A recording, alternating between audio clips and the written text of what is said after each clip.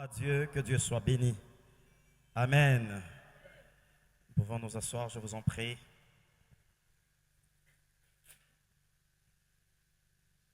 Il y a un verset, quand j'y arrive, je me dis toujours que le Seigneur a une connaissance. Il a la connaissance du mystère de Dieu. C'est quand on dit que vous connaîtrez la vérité et la vérité vous affranchira. Je pense que la connaissance nous aide à nous libérer de l'esclavagisme. Lorsqu'on est ignorant, on est esclave de la chose qu'on ne connaît pas. Et il est très important de multiplier notre connaissance pour que notre victoire soit rassurée. Alors, très rapidement, nous sommes sur notre thème. Je parle de 10 principes pour une vie chrétienne prospère. Vous allez écrire un à un. Je pense que ça va vous aider encore une fois ce soir. Parce que le Seigneur a besoin à ce que vous puissiez accroître votre connaissance. Je veux que nous puissions tous ensemble écrire, et non seulement écrire, mettre en pratique cette parole. Comme la Bible dit, celui qui écoute la parole et ne la met pas en pratique, il est semblable à une personne qui bâtit sa maison sur le sable. Mais celui qui écoute la parole et la met en pratique, il est semblable à celui qui bâtit la maison sur le roc. Et à chaque moment que le Seigneur se rend compte que tu ne mets pas en pratique, il reviendra sur la même chose afin que tu maîtrises et que tu mettes en pratique la parole qu'il t'a envoyée. Le Seigneur nous envoie sa parole et c'est cette parole qui nous guide, c'est cette parole qui nous éclaire, c'est cette parole qui nous oriente, c'est cette parole qui nous ouvre le chemin. La parole de Dieu est le pain de vie. La parole de Dieu est un marteau qui brise le roc. La parole de Dieu est la lumière qui nous éclaire. La parole de Dieu est une source intarissable. La parole de Dieu est la source de notre sagesse. La parole de Dieu est la source de notre victoire. La parole de Dieu est la source de notre efficacité. Alors, nous aimerions que Dieu puisse nous aider en sorte que cette parole puisse réellement nous aider. Alors, très rapidement, nous commençons avec le premier principe. Premier principe, pour ceux qui écrivent, écrivez le premier principe, gardez la communion avec Dieu.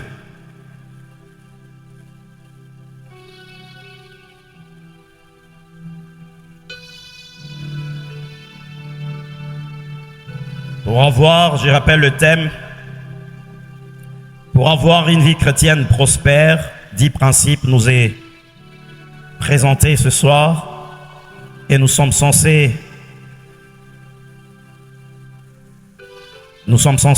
avoir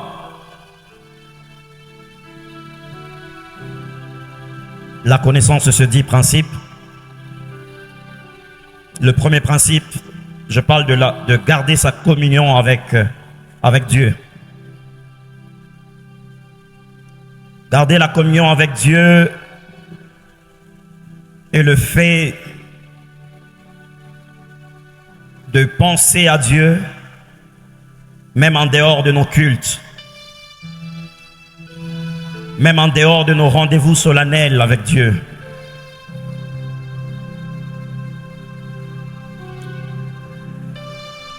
Garder la communion avec Dieu est ce principe qui nous aide à pouvoir sentir la présence de Dieu même quand on n'est pas dans un culte ou dans une réunion de prière. Vous allez vous rendre compte que la vraie maturité spirituelle est dans la vie de celui qui, même en dehors de l'église, la personne peut sentir la présence de Dieu. La personne peut voir, peut prophétiser, même quand on n'est pas à l'église. La communion avec le Saint-Esprit est la seule chose qui caractérise notre maturité, notre croissance dans le Seigneur. Alors cette communion avec Dieu, nous la gardons par 3 éléments que nous sommes censés faire au quotidien. Le premier élément, c'est la méditation de la parole de Dieu au quotidien. Le deuxième élément, c'est la prière quotidienne. Et le troisième élément, c'est la crainte de Dieu. N'oubliez pas que le premier point sur le 10 principes est de garder la communion avec Dieu. Nous gardons la communion avec Dieu au travers de la méditation de la parole de Dieu de manière quotidienne. J'aimerais aider ceux qui sont là ce soir et qui ne savent pas comment méditer la parole du Seigneur.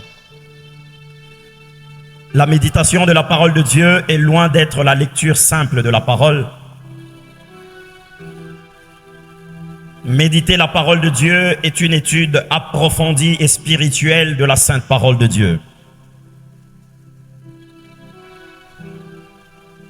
Je vais donner un exemple pour faciliter à plusieurs de méditer la parole du Seigneur. Selon l'expérience que j'ai eue avec Dieu, lorsque Dieu m'a fait grâce d'être sauvé, je me suis engagé à lire toute la Bible de Genèse à Apocalypse. Et j'avais un carnet dans lequel j'écrivais tous les versets qui étaient en train de me marquer, tous les versets que je sentais importants pour moi. Je les écrivais tout en faisant un petit commentaire. Amen. Ça, c'est une des meilleures méthodes qui te permettra d'avoir un aperçu général sur la connaissance de la parole de Dieu. Et tous les versets qui te touchent, tu les écris et tu fais un petit commentaire. Ce verset fera l'objet de ta méditation quotidienne. Ça veut dire, je donne un exemple, il a reçu le nom qui est au-dessus de tout nom, devant lequel tout genou fléchisse et toute langue confesse que Jésus-Christ est Seigneur. La méditation, pour être efficace, il faut faire ce qu'on appelle la mémorisation du verset. Ça va t'aider parce que ce verset, tu peux même le méditer, même quand tu n'as pas la Bible avec toi. Vous voyez, comme je viens de le réciter tout à l'heure. Je donne un autre exemple. Tu peux mémoriser le verset qui dit que je vous ai donné le pouvoir de marcher sur le serpent, sur le scorpion et sur toute la puissance de l'ennemi, et rien ne pourra vous nuire. Vous prendrez de breuvages mortels et ceux-ci ne vous feront point de mal. Alléluia. Lorsque tu commences une journée, il y a des versets comme ça qu'il faut joindre à ta journée. Pourquoi? Par exemple, il y a des gens qui voudront te faire du mal sans que tu ne le saches. Mais lorsque le matin tu as déclaré ce verset, tu l'as activé dans ta vie, non seulement tu l'as déclaré, mais tu l'as activé au travers de la puissante parole de Dieu. Parce que la parole de Dieu est contenue ou est remplie de ce qu'on appelle le Réma et le Logos. Le Logos, c'est la parole, les Écritures, mais le Réma, c'est cette parole révélée. Amen. Alors, pour méditer la parole du Seigneur, la meilleure stratégie que je te conseille, c'est celle de mémoriser ce verset. Vous vous rendrez compte que si tu mémorises un verset chaque jour, au bout d'une année, tu auras mémorisé 365 versets que tu auras en tête. Le mémoriser, ça t'aidera parce que ce verset est imprimé sur ton esprit de manière à ce que même dans tes songes, même quand tu seras attaqué, cette parole va retentir au fond de toi. Pourquoi? Parce qu'elle est en toi. Voilà pourquoi David a dit, je serre ta parole dans mon cœur. Amen. Alors la méditation de la parole de Dieu peut être aussi une étude approfondie. Ça veut dire, je cherche à comprendre quelle est la pensée de Dieu au travers de tel ou tel verset. Et quand tu es en train d'étudier, tu peux faire ce qu'on appelle en français ou en dissertation le plan TAS. Ça veut dire thèse, antithèse et synthèse, n'est-ce pas? C'est ça aussi la méditation. Parce que lorsque nous étudions la parole de Dieu, notre intelligence ne demeure pas stérile. Il va falloir que notre intelligence fonctionne. Pourquoi? Parce que parmi les choses qui soient les plus précieuses dans ta vie, c'est l'intelligence. Si on te retire l'intelligence, tu deviens un fou, un homme dépourvu de sens. Tu vas faire de bêtises, n'est-ce pas? Alors l'intelligence est une des meilleures choses. Alors lorsque tu médites la parole du Seigneur, n'oubliez pas que je suis dans le grand point. Et le premier point qui est garder la communion avec Dieu. Premier sous-point de ce grand point, c'est la méditation de la parole du Seigneur. Amen. Donc, étudiez la parole du Seigneur, développez, comprenez qu'est-ce que cette parole peut t'enseigner, qu'est-ce que cette parole peut apporter dans ta vie, qu'est-ce que cette parole peut apporter dans la vie de ton frère ou de ta sœur. C'est ainsi que vous verrez que lorsque quelqu'un médite la parole du Seigneur, il n'a pas le temps de calomnier le gens. Pourquoi? Parce que quand il se retrouve avec le frère, il a au moins une exhortation à lui donner. Amen. La Bible déclare, n'est-ce pas, lorsque vous rencontrez, exhortez-vous, édifiez-vous par des chants spirituels, n'est-ce pas? Donc, c'est de l'abondance du cœur que la bouche parle. Quand quelqu'un n'exhorte pas, c'est qu'il n'y a rien dans son cœur comme parole de Dieu. Mais lorsque quelqu'un médite la parole du Seigneur, lorsqu'on se croise avec un bien-aimé, on va partager, on va s'exhorter. L'exhortation doit caractériser les relations interhumaines ou interfraternelles entre les enfants de Dieu. Josué chapitre 1 verset 8 nous le rassure que ce livre de la loi ne s'éloigne point de ta bouche, médite-le jour et nuit. Ça veut dire le jour a besoin d'une ressource spirituelle qui est la parole de Dieu et la nuit a besoin d'une ressource parce que quand on dort, on est vraiment inerte, on ne parle plus, on est immobile, on est vraiment à la merci. Et donc on ne contrôle pas les choses, c'est l'esprit qui contrôle maintenant les choses. Voilà pourquoi quand on entre dans son sommeil, on doit y entrer avec la force. Malheureusement, il y a des gens qui y entrent avec WhatsApp, TikTok et consorts. Donc, ils ne font qu'une petite prière et puis ils dorment. Mais la parole de Dieu, comme je vous l'ai dit, est un marteau qui brise le roc. La parole de Dieu est un feu. La parole de Dieu est un pain de vie. La parole de Dieu est la lumière qui éclaire nos sentiers. Amen. Psaume chapitre 1, verset 1 à 3 nous le dit. Que heureux l'homme qui ne s'assoit pas en compagnie des moqueurs, mais qui trouve son plaisir dans la loi de l'Éternel. Très important, et je pense que ça va vous aider. Vous savez, beaucoup de gens se plaignent du fait qu'ils ne voient pas l'éclat de la gloire de Dieu à juste valeur. Mais la plupart des personnes qui se plaignent comme ça, si tu leur demandes combien de temps prennent-ils pour méditer la parole de Dieu, très peu de temps. Alléluia. Méditez la parole de Dieu parce que c'est la source de tout notre bonheur. N'oubliez pas que la guérison que tu cherches est dans la parole de Dieu. N'oubliez pas que le miracle que tu cherches est dans la parole de Dieu. N'oubliez pas que la délivrance que tu cherches est dans la parole de Dieu. Alléluia. Si tu apprends à méditer cette parole, tu verras que tu seras une championne, un champion. J'ai lu l'histoire de Rebecca Brown, une des servantes de Dieu puissantes qui a écrit sur la délivrance. Il est venu libérer les captifs. Cette femme, elle décrit combien est précieux la méditation de la parole du Seigneur. Elle s'est dit tellement que j'aimais me maquiller, alors j'écrivais un verset chaque matin, je l'écrivais en entier. Parce que devant mon miroir, comme je me maquillais, je prenais du temps. Avant de finir de me maquiller, j'avais aussi fini de mémoriser ce verset. Donc chaque jour, j'avais la parole de Dieu en moi. Vous savez, avant que nous puissions passer à l'étape prochaine, qui est la prière, vous vous rendrez compte que la prière d'un homme mature, c'est celle dont tu entends toujours « Seigneur, la Bible déclare. Seigneur, la Bible déclare. » Dieu n'est faible que devant sa parole. Amen.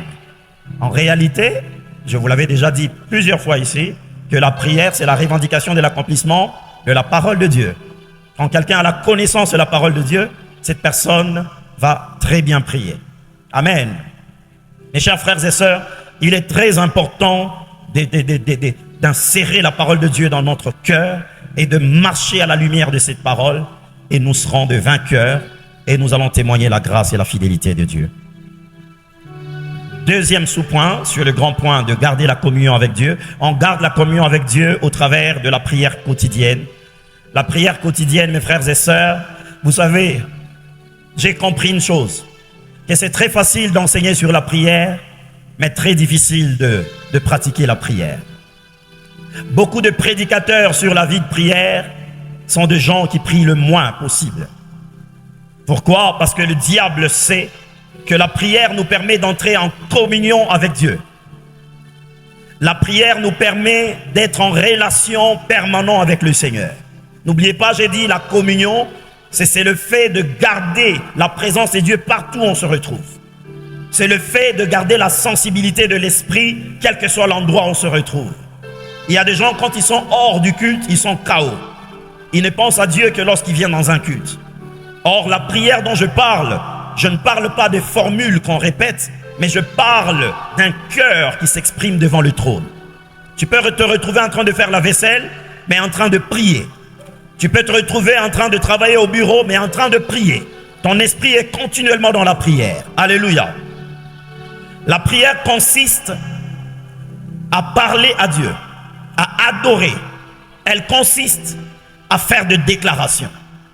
Adorer Dieu, cela veut dire reconnaître sa grandeur, sa divinité, sa suprématie, son autorité sur le monde.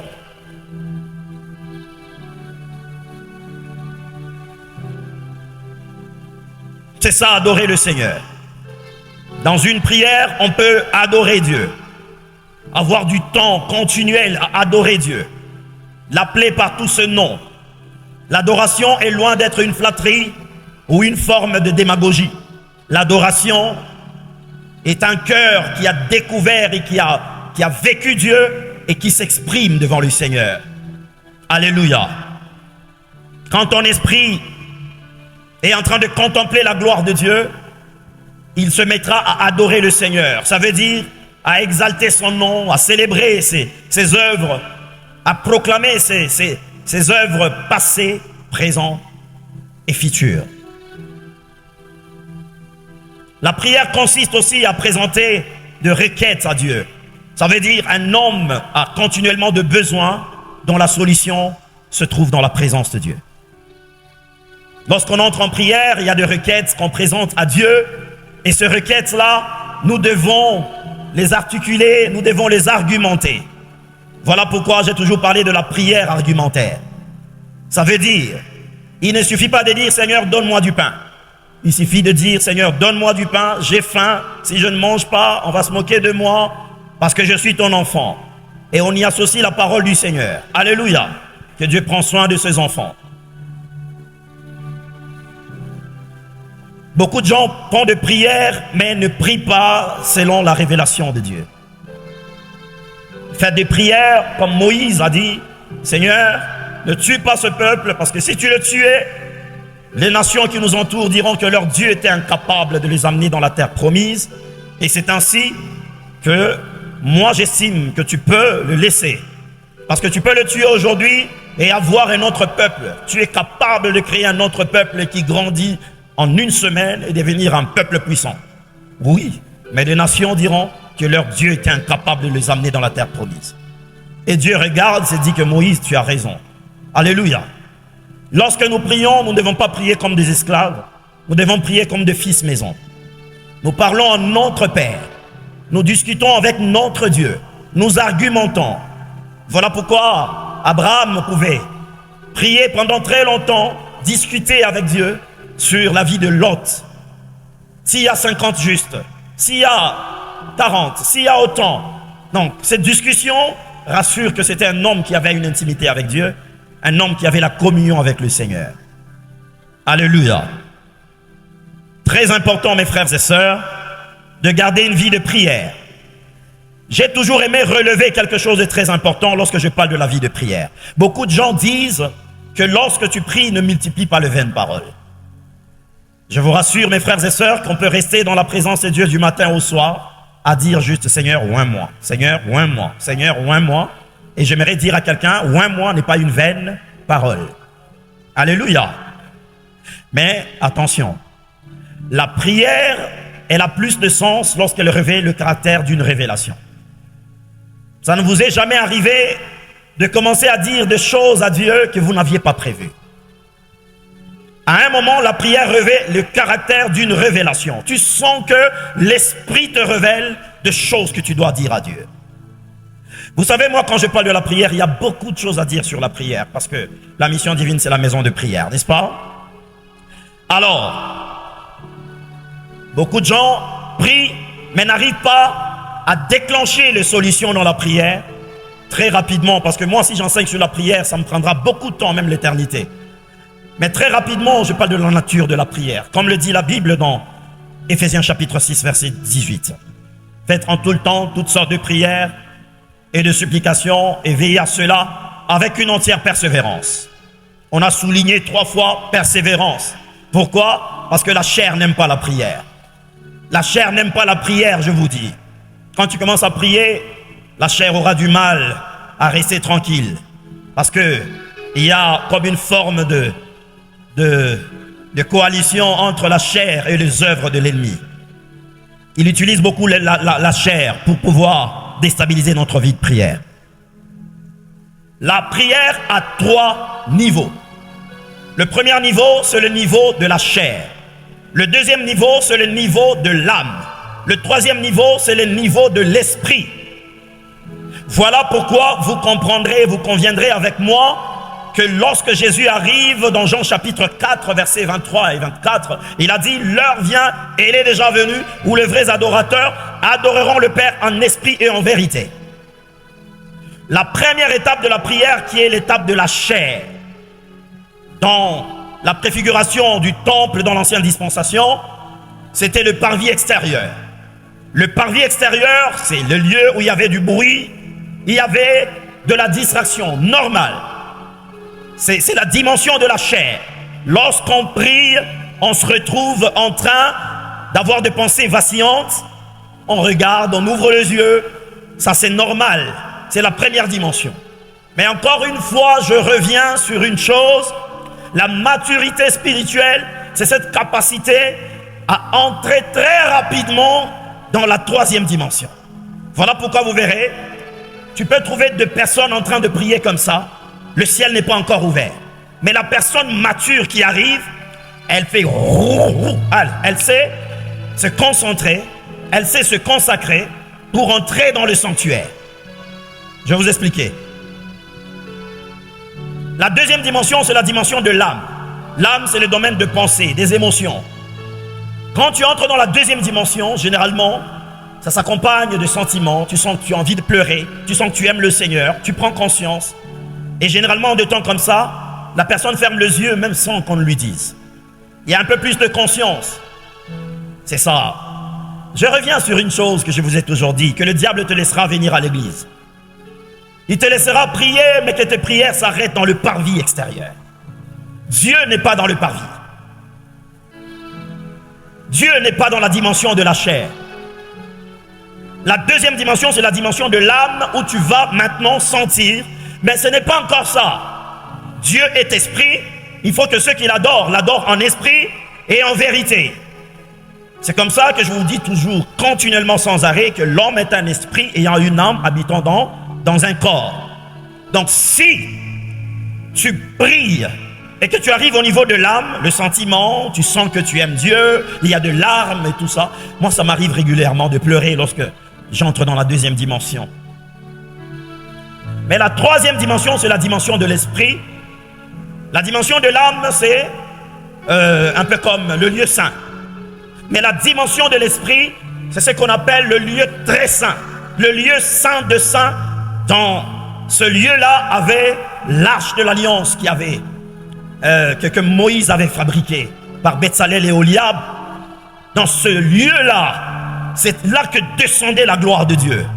Alléluia.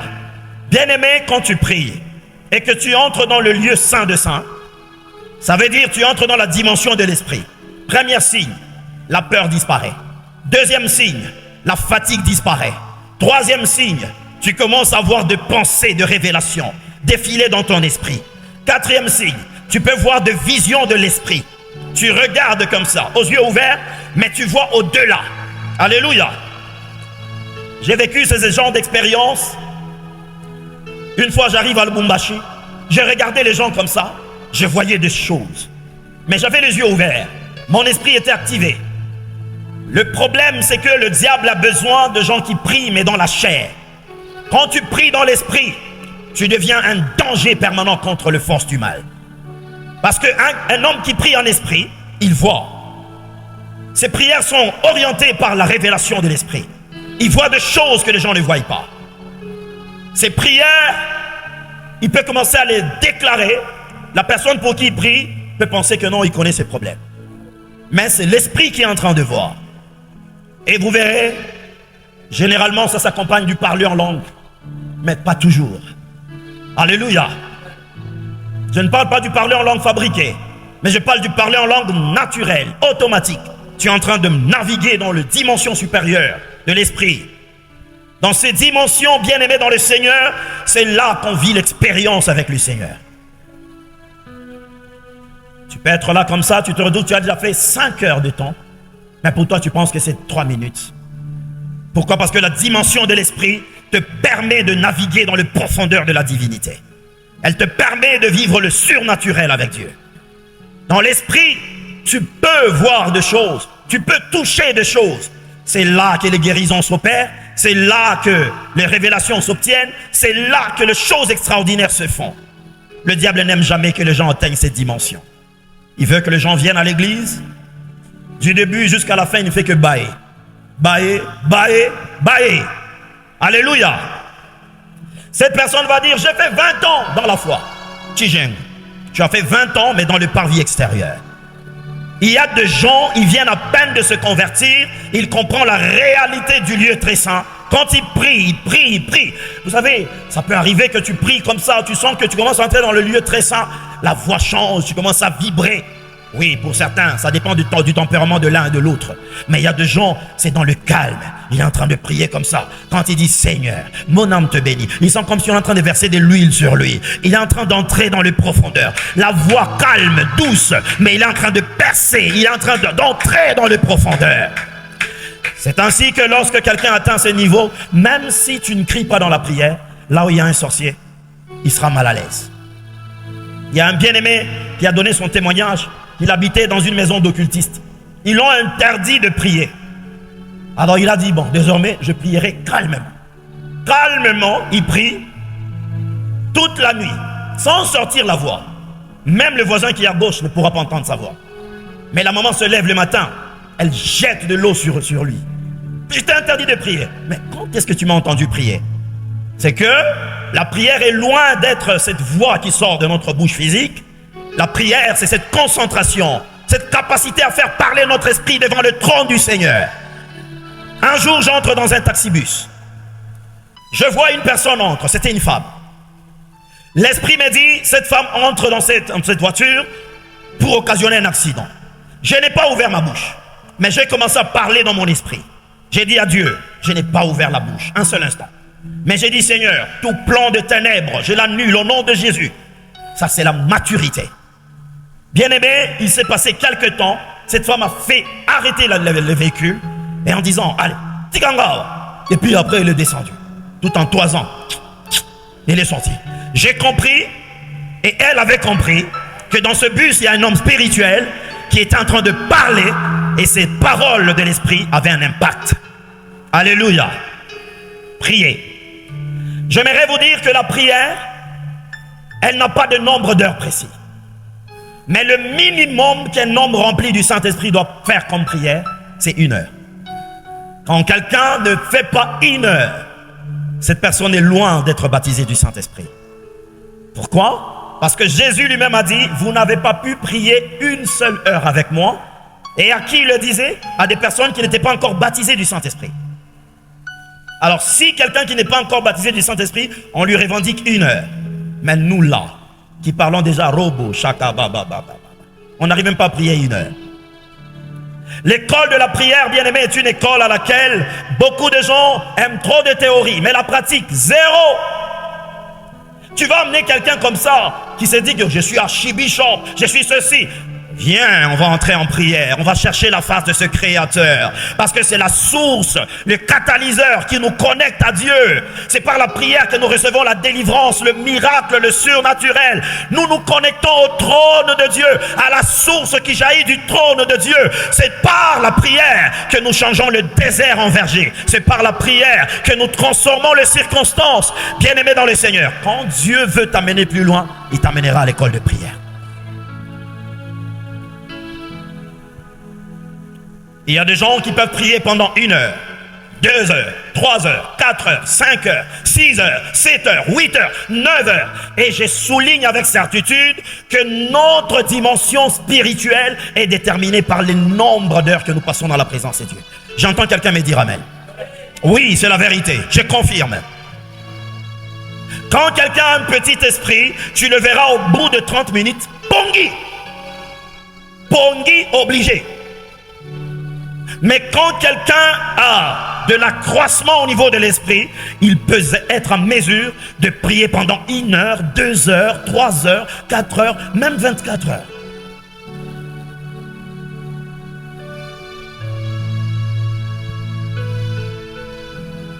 Et je souligne en vous disant, un des plus grands secrets d'avoir une autodélivrance, c'est de demeurer le plus longtemps possible dans la prière. Pourquoi? Parce que quand tu demeures longtemps dans la présence de Dieu, le mauvais esprit qui t'habitait seront tout le temps mal à l'aise. Mal à l'aise, mal à l'aise. Un jour, Baoukanga Bisaka. Babi, ici, là, on est tourmenté, alors autant partir. Est-ce que tu peux acclamer pour le nom de Jésus-Christ?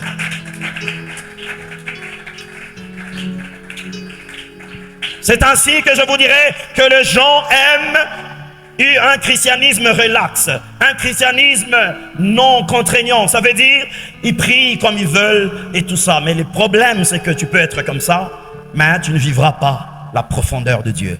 Tu ne vivras pas les œuvres du Seigneur. La natation ne s'apprend pas avec des stylos. La natation s'apprend en se jetant à l'eau. Apprenez à prier et vous serez des grands guerriers avec le Seigneur. Aucune porte ne peut s'ouvrir dans ce monde sans qu'elle ne soit préalablement dans la prière. La prière te permet d'agir au-delà de la localisation géographique. La prière te permet d'agir au-delà de temps. La prière te permet d'opérer. Voilà pourquoi la seule chose que le sorcier combatte dans une église, c'est quoi? La prière. Quand les sorciers entrent dans une église, la première instruction qu'on leur donne, détruisez la vie de prière.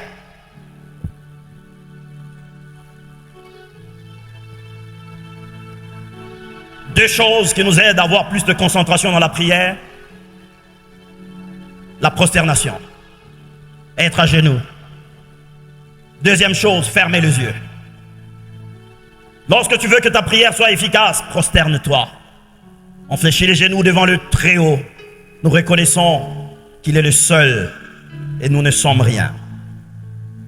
Et quand tu fermes les yeux, c'est un signe de respect. Tu refuses d'être distrait par quoi que ce soit. Et la concentration devient maximale.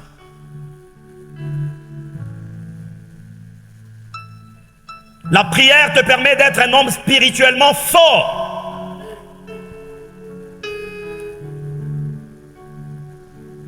La prière peut faire en ce moment que la maladie qu'il y a dans ton corps là, qu'elle soit enlevée.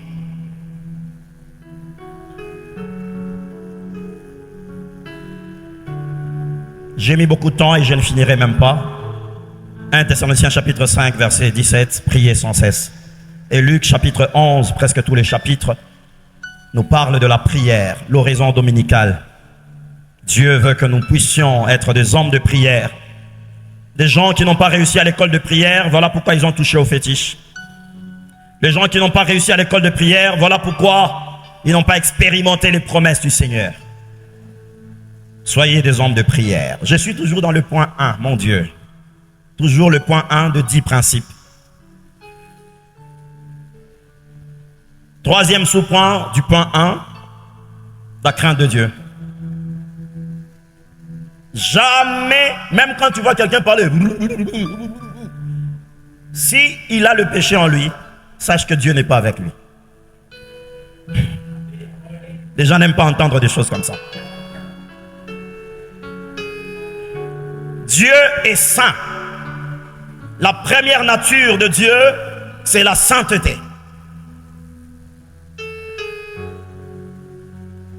Il y a une expression que les gens utilisent souvent, Tolu Kanzambe, Tolu Kanzambe. J'aimerais te dire que la meilleure façon de chercher Dieu, c'est d'abord de se sanctifier. La Bible dit, recherchez la paix avec tous et la sanctification, sans laquelle nul ne verra le Seigneur. Alléluia. Ne corrompez pas Dieu. La Bible dit dans Ésaïe chapitre 59 verset 1 à 3, non, la main du Seigneur n'est pas courte pour sauver, son oreille n'est pas dure pour entendre, mais ce sont nos péchés, nos crimes qui nous empêchent de voir sa main, de voir sa gloire. Bien-aimé, jusqu'à ce que Jésus reviendra, je prêcherai ces choses. J'aimerais te dire, Dieu n'est pas sentimental, Dieu n'est pas dans les émotions. Dieu, il aime ceux qui le craignent. Le miracle n'est pas un thermomètre de la présence de Dieu. Même les démons font le miracle.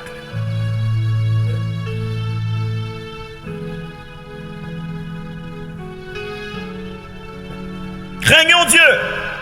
Craindre Dieu, ça veut dire obéir à sa sainte parole. Craindre Dieu, ça veut dire obéir à ses instructions. Il te parle, il dit fais ça, fais ci. Tu le fais. C'est ça la crainte de Dieu. Craindre Dieu, c'est aussi le respect du sacré. Tu entres au temple, tu es là. Au temple, on peut te chatter. Non, le temple de Dieu est sacré. Le temple de Dieu, les ustensiles du temple, les chaises du temple, tout ce qu'il y a dans le temple est sacré. On ne peut pas les utiliser à des fins individuelles. La crainte de Dieu, c'est aussi ça. Uza est mort, pas parce qu'il avait fait l'impudicité. Il est mort parce qu'il avait touché au sacré, à l'interdit. Il y a des gens qui pensent que non, on peut concilier. Vous savez, cette vie chrétienne de charnel, hein? Ces chrétiens-là qui est un pied dedans, un pied dehors, c'est pas comme ça. C'est pas comme ça. C'est pas comme ça que ça se passe. Non. Moi qui ndumba au tché et puis après. Non. Non, c'est pas comme ça. Ce n'est pas comme ça. Alléluia. Ce n'est pas comme ça. Dieu n'aime pas qu'on le mélange. Il est jaloux.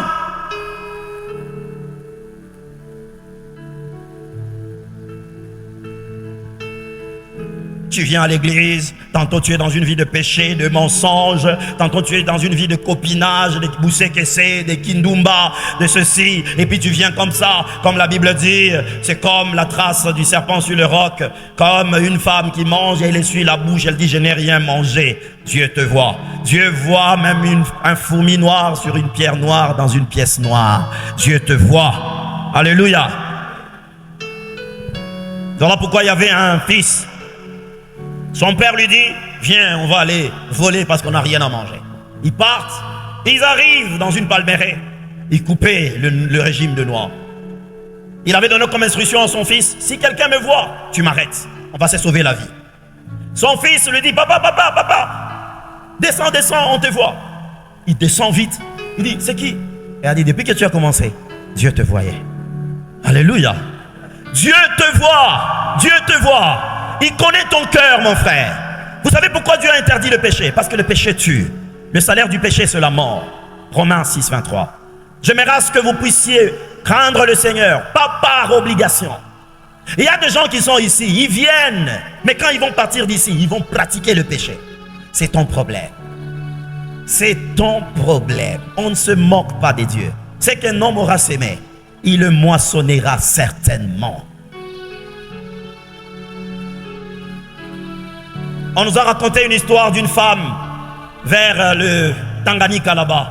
Elle faisait des beignets. Ses commerces payent beaucoup de ce côté-là à l'est. Ses autres amis vendaient beaucoup. Mais elle rentrait avec.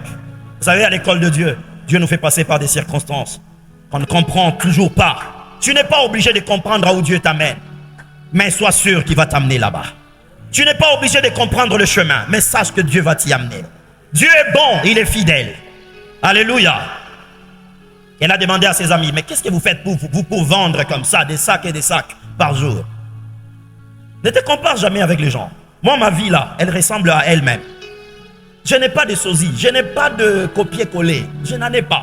Je suis moi. Donc si je passe par le haut, c'est moi. Par le bas, c'est moi. Donc par tout ce que je passerai, tout ce que je sais, c'est que j'ai cru en un Dieu. Je n'ai pas cru en une idole. Je n'ai pas cru en un petit Dieu. Je n'ai pas cru au chef des quartiers ni au président de la République. J'ai cru en Dieu qui est le créateur incréé. Alors j'ai choisi de lui donner ma vie. Amen.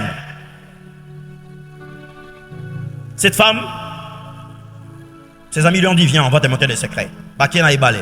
Ils arrivent là-bas, très tôt matin. Ils voient le fleuve s'agiter, le lac. Et puis après, il y avait comme une forme de vague qui arrive et qui les emporte. Du coup, elles se retrouvent en dessous des eaux. C'est comme s'il y avait une ville, une meilleure ville, avec de lumière, avec des immeubles et consorts. Et là, on le reçoit dans une salle d'attente et on le reçoit. On reçoit les deux premières parce qu'elles étaient habituées. On a dit, votre amie là, qui est la tante, on va la recevoir en dernier. On la reçoit en dernier.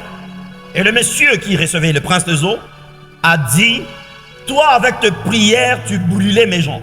On l'amène dans une salle où il y avait des démons défigurés, brûlés partout. Il a dit, ça, ce sont tes prières. Maintenant, tu viens aussi ici, tu ne vas plus rentrer. Le péché qu'un païen fait est différent de ce qu'un chrétien fait. Toi, chrétien, qui as le nom de Jésus dans la bouche, le nom de Jésus dans la bouche, et puis tu pêches, c'est très grave pour toi. Les deux autres sont rentrés, elle est restée captive là-bas. Le mari pasteur de son état ne savait pas où était sa femme. On va suivre les amis, oh, on ne connaît pas, parce que c'était grave. Une personne est perdue. N'allez pas aussi livrer le secret. Le pasteur entre dans une prière de 3 jours, à jeûne, sans boire et sans manger. Pendant qu'il priait, il somnole un peu, et puis il voit une vision, éclipse. Paf! Il voit un aigle qui descendait d'en haut, et cet aigle prenait comme un poisson sur l'eau avec ses pattes. Et la vision s'est arrêtée là. Or, c'était en ce temps-là, pendant que l'homme de Dieu priait, le Seigneur est descendu avec ses armées jusque dans les régions inférieures et a pris sa femme et l'a jetée sur le rivage. Et c'est elle qui donnera ce témoignage que quand vous marchez avec Dieu, ne mélangez pas. Alléluia. Heureusement qu'il avait un mari fort qui l'a aidé à sortir de cette affaire. Ne mélangez jamais. Ne mélangez jamais. Ne mélangez jamais Dieu. Marchons dans la crainte du Seigneur. J'ai comme l'impression que je ne vais pas finir aujourd'hui.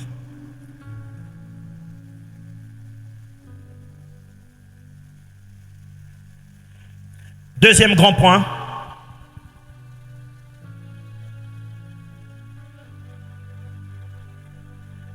Entretenir de bonnes relations avec les hommes.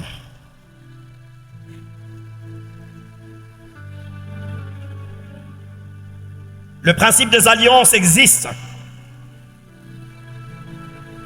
Seul, on ne peut pas.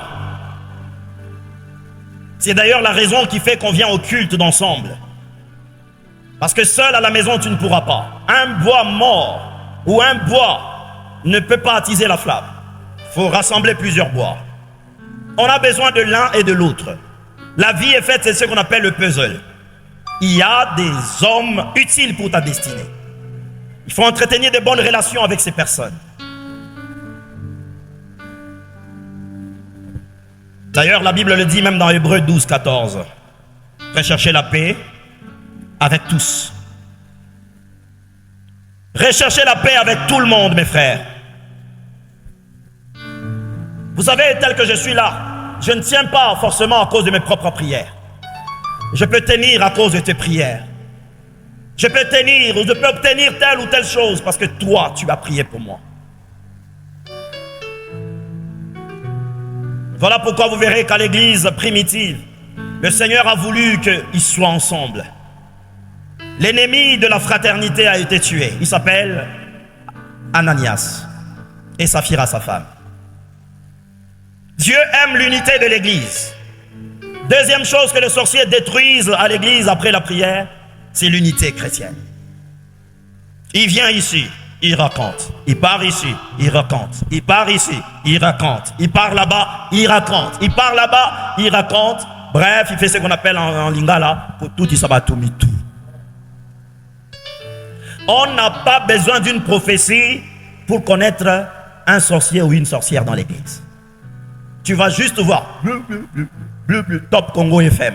Top Congo FM. Information après 20 minutes.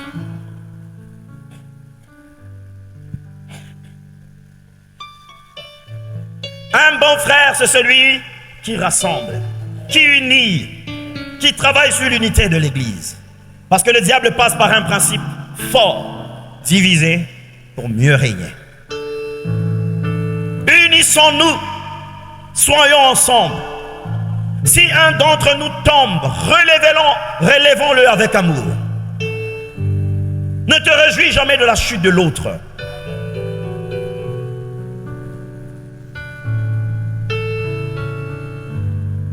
Voilà pourquoi quand le diable veut frapper quelqu'un, il l'éloigne du culte. Il l'éloigne de la communion fraternelle. Il l'éloigne petit à petit, par des raisons qui paraissent être des raisons fondées. L'unité chrétienne et les très bonnes relations sont le deuxième point. Troisième point, travailler.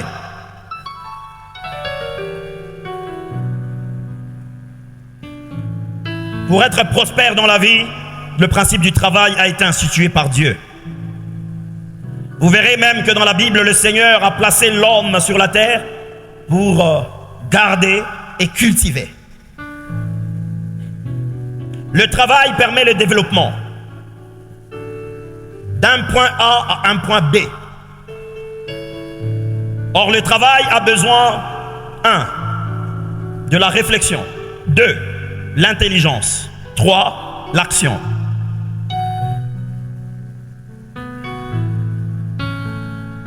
Écrivez ceci.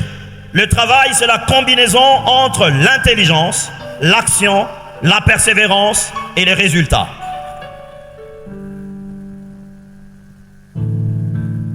Vous savez, dans la vie, si tu as besoin que le Seigneur te bénisse, il faut créer les canaux de bénédiction.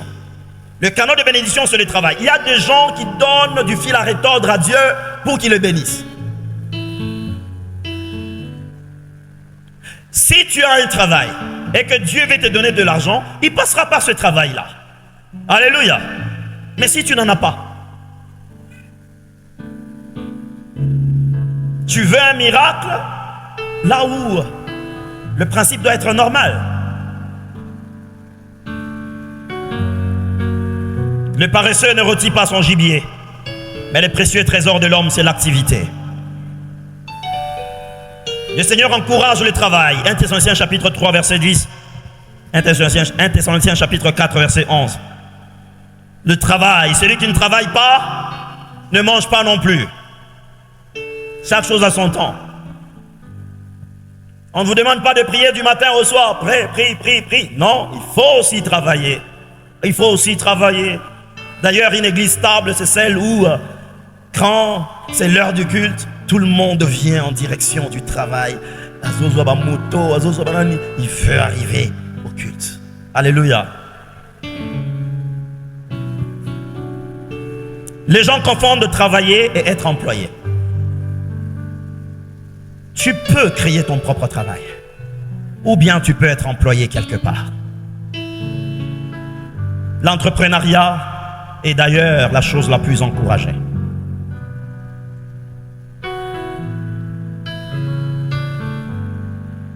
Il y a des gens ici, ils travaillent quelque part, et puis il a d'autres sources, il a une boutique, il a un commerce, il a ceci. Ça te rendra prospère et ça va t'aider à aller plus loin dans la vie. Quatrième principe. Dis à ton voisin, payez les dettes. Est-ce que tu peux le dire à haute voix? Paye tes dettes. Alléluia. Si tu veux être prospère, apprends à payer tes dettes envers les hommes, apprends à payer tes dettes envers Dieu.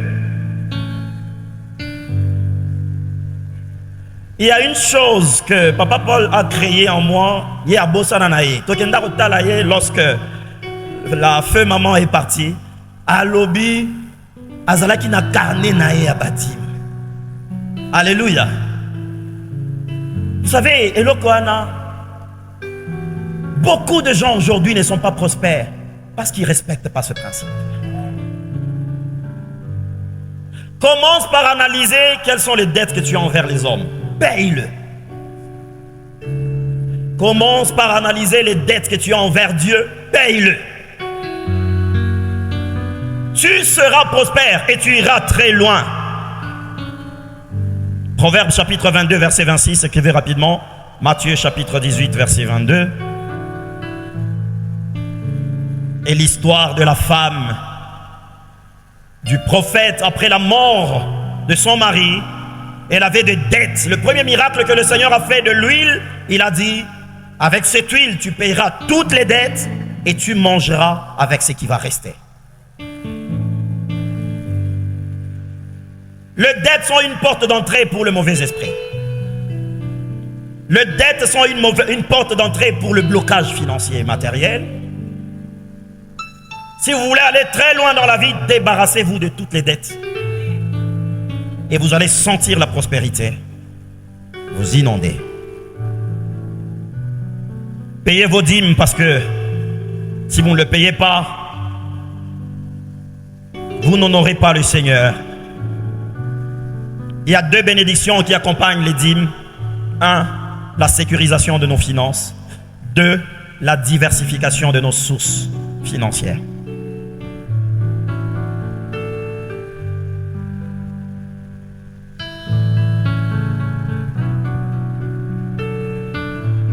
Cinquième principe.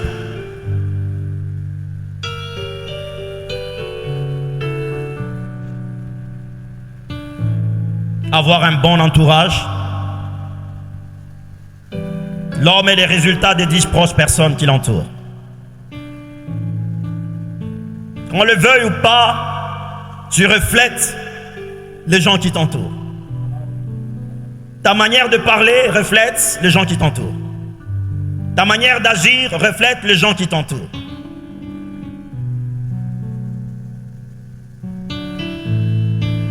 Ne vous y trompez pas, comme le dit 1 Corinthiens 15, 33, le mauvaise compagnie corrompt les bonnes mœurs.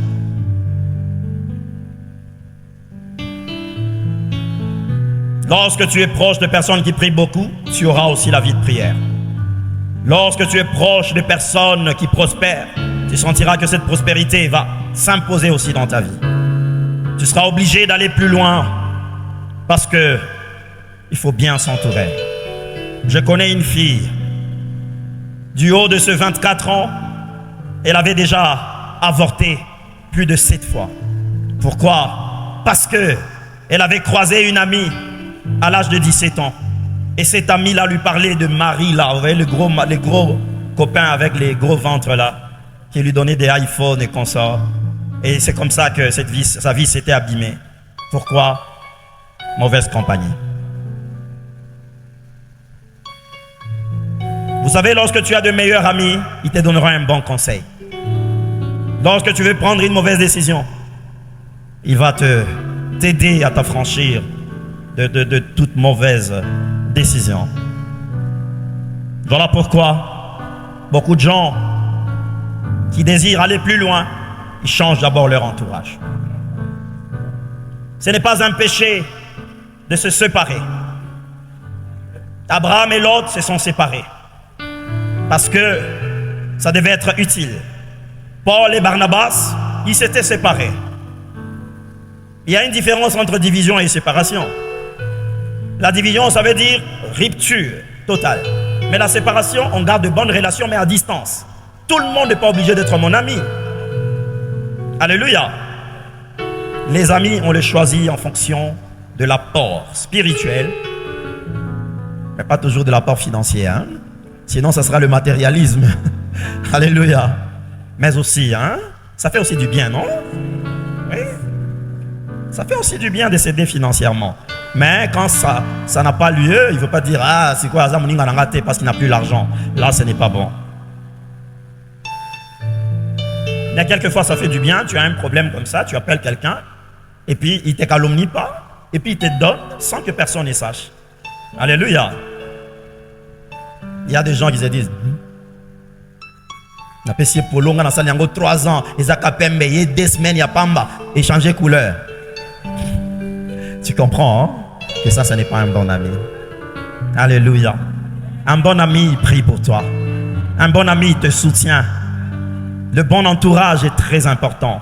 Parce que quand le diable veut te détruire, ton entourage le saura et va empêcher l'action du diable.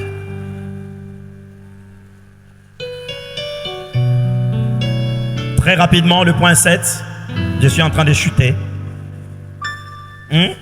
Ah, 6, merci. Ah, ça y est, vous avez maté, hein? Gloire à Dieu. Le 6e point, c'est la discipline de se penser et de sa langue. Nos pensées constituent un aéroport. Ayez des pensées pures. Ayez des pensées dignes d'approbation. Philippiens chapitre 4, verset 8. 1 Pierre chapitre 3, verset 10. Jacques chapitre 3, verset 6.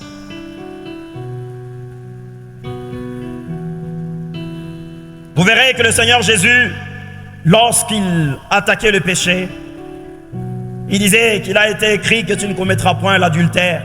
Mais moi je te dis, quand quelqu'un regarde une femme pour la convoiter, il a déjà commis avec elle l'adultère dans son cœur. Le péché du penser. Alléluia. Attention avec le pensée négative. Attention avec le pensée de la pauvreté.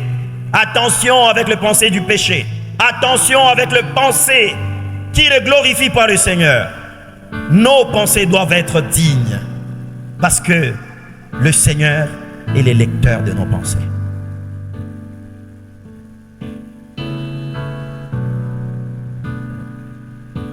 Septième point, septième principe, la gestion de son temps et de ses priorités. La gestion du temps et de ses priorités passe obligatoirement par ce qu'on appelle la planification. La planification de nos journées, la planification de nos semaines, la planification de nos mois et années. La culture de l'agenda n'est pas dans nos habitudes. Dorcas, est-ce que tu as un agenda? Tu respectes ça? Amen. Planifions les journées. Sachons programmer nos journées, nos semaines. La noblesse commence par ça. La Bible dit les nobles forment de nobles desseins et ils persévèrent dans ce noble dessein. Un homme avait dit, je cours jamais pour quelque chose. S'il m'arrive que je sois en retard à l'aéroport, je raterai l'avion. Le prince de Monaco ne mange pas en route. Le prince de Monaco ne court pas. Il sait calculer son temps. Que quitter l'aéroport avec les embouteillages de Kinshasa, ça me prendra au moins 4 heures. Alors je quitte 4 heures avant. C'est ça la noblesse.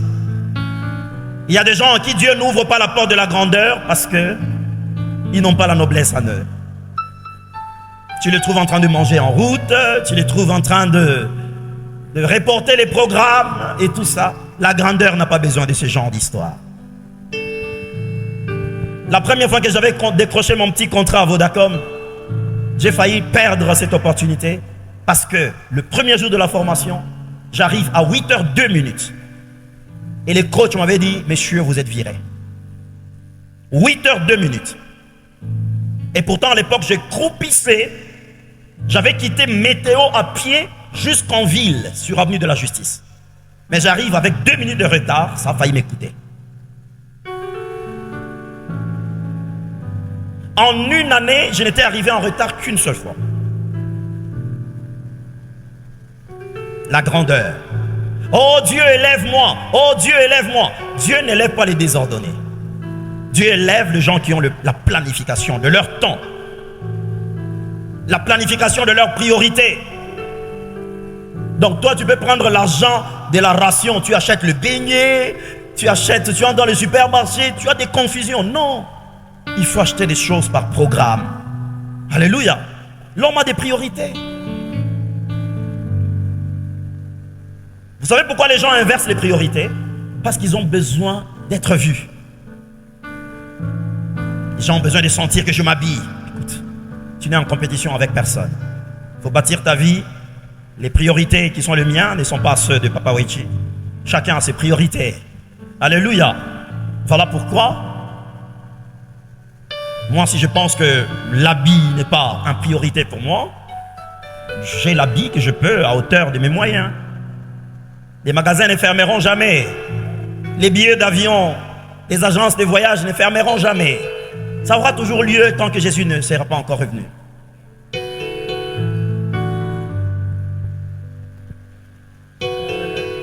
Que Dieu vous bénisse abondamment. Galates chapitre 4 verset 10. 1 Corinthiens chapitre 7 verset 29. Rachetez le temps. Alléluia. Que Dieu vous bénisse abondamment. Je suis en train de chuter, il me reste 2 points.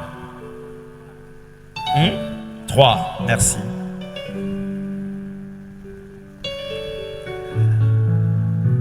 L'auto-évaluation. Un homme doit savoir faire le bilan de sa vie. Le bilan de cette journée, le bilan de cette semaine, le bilan de ce mois et de ces années.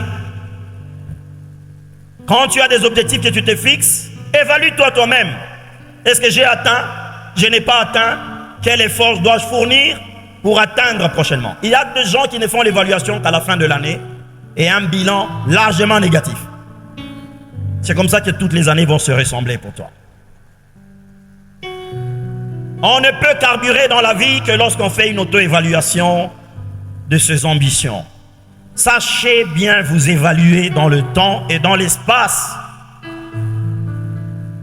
Ça vous aidera. Même les cultes que nous faisons ici. Jadis, il y avait un cahier d'évaluation. On sait voir que non, le culte d'aujourd'hui avait autant de personnes. Il y avait tel message qui a été prêché.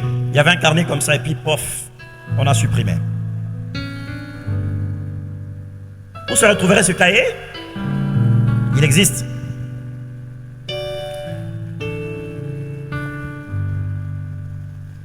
Il y a des gens, tu le trouves d'année en année, il est le même hier, aujourd'hui, et nous craignons que ce soit éternellement.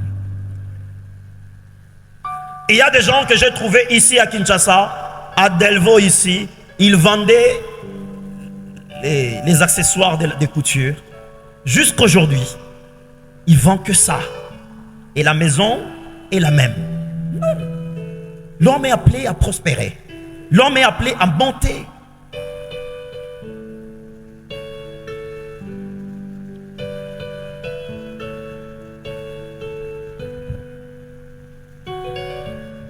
Neuvième point, faire le bon choix de ses associés.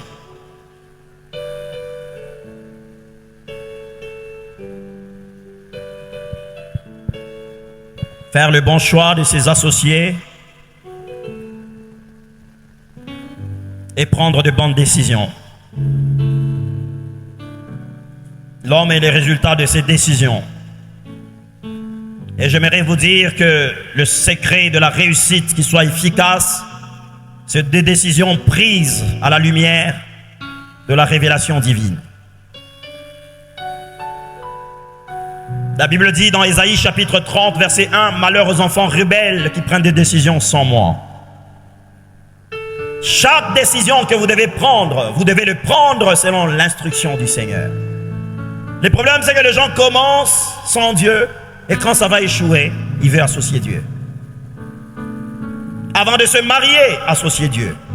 Avant de voyager, associer Dieu. Avant d'entreprendre, associer Dieu. Il faut entendre Dieu sur chaque décision que vous devez prendre. Ça vous aidera à aller de l'avant. Si vous n'entendez pas Dieu pour des décisions importantes de la vie, vous n'irez pas loin. Et j'aimerais vous dire, pour bien entendre Dieu pour une décision importante de ta vie, jeûnez. Ou créer de retraite. Seigneur, je n'ai pas besoin de prendre ma décision seul. Je veux que tu m'orientes. Et Dieu va te révéler. Tu vas prendre une décision. Les gens peuvent se moquer de toi au début, mais avec le temps, ils te donneront raison. Parce que le Seigneur, quand il t'instruit à prendre une décision, il voit le présent, le passé et le futur. Associe Dieu dans tes décisions. Est-ce qu'il y a des jeunes qui ne sont pas encore mariés ici? Le mariage, ce n'est pas le mascara. Le mariage, ce n'est pas les fossettes. Le mariage, ce n'est pas les beaux yeux. Le mariage, il faut Dieu dedans. Alléluia. Il faut Dieu dedans. Il faut Dieu dedans. C'est lui qui te fait des chérie, chérie, chérie là. Peut-être dans 2 ans, il va commencer à te gifler.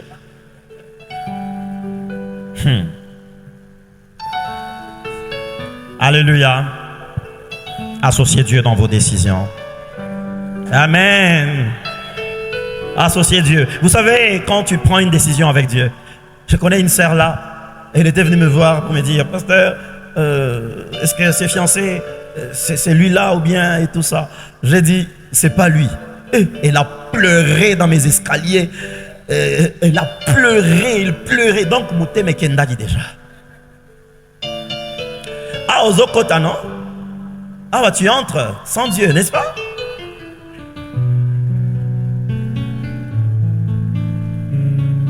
Oh, le pasteur est compliqué quand tu lui dis et tout ça. Vous avez déjà commencé, non? Chaque soir, vous vous écrivez, non? N'est-ce pas? C'est ça. Merci.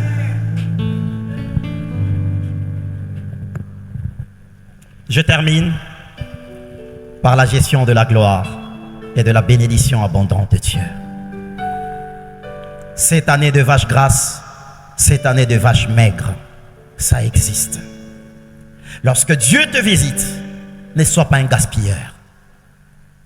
Lorsque Dieu te visite, il faut savoir mettre le 1/5 à côté.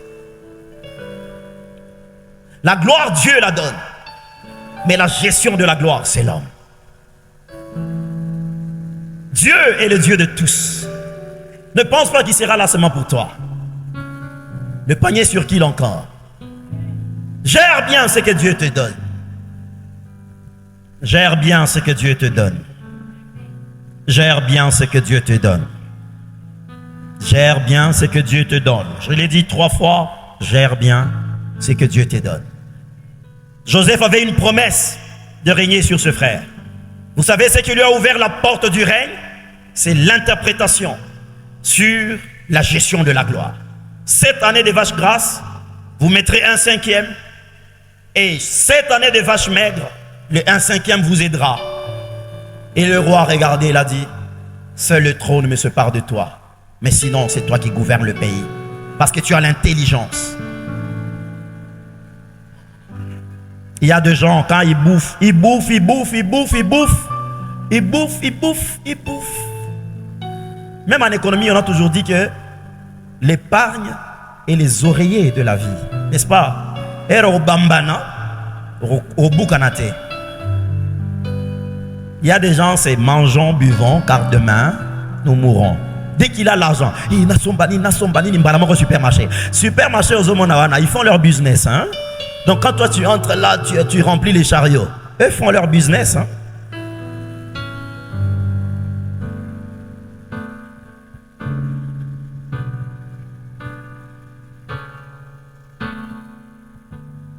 Merci, merci Jésus. Merci, merci Jésus. Merci, merci Jésus de tout cœur. Merci, merci Jésus. Merci, merci Jésus.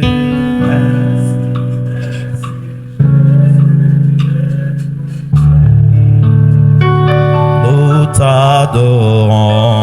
J'adorons Jésus, nous t'adorons Jésus, nous t'adorons Jésus de tout cœur. Nous t'adorons Jésus,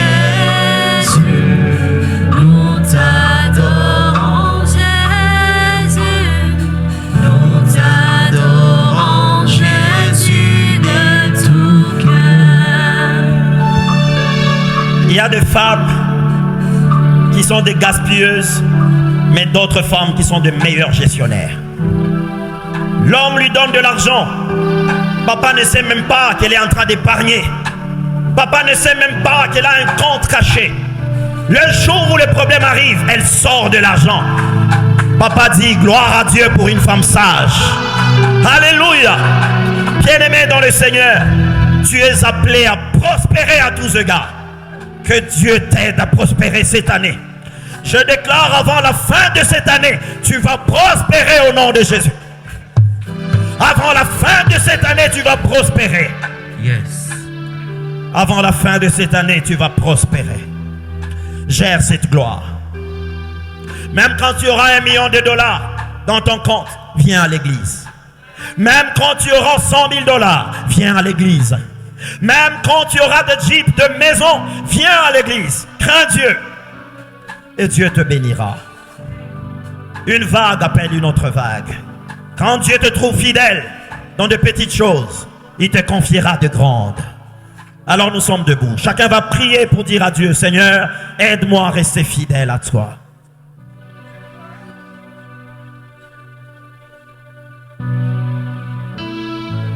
Au nom de Jésus-Christ.